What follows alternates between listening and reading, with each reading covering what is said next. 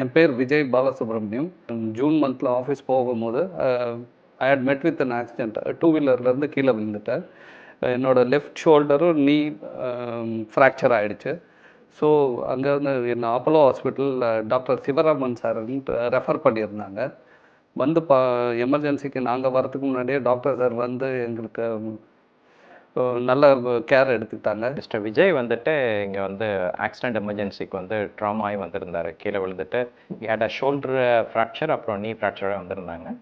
அவங்களுக்கு வந்து ஷோல்டர் வந்து நல்லாவே வந்து ஒரு 4 பார்ட் ஃப்ராக்சர் மாதிரி இருந்து அதை வந்து நம்ம வந்து நல்லாவே வந்து ரீகன்ஸ்ட்ரக்ட் பண்ணிவிட்டு நல்லா பிளேட் அண்ட் ஸ்க்ரூ போட்டதுனால அவருக்கு நல்ல ரிகவரி நல்லா இருந்துச்சு.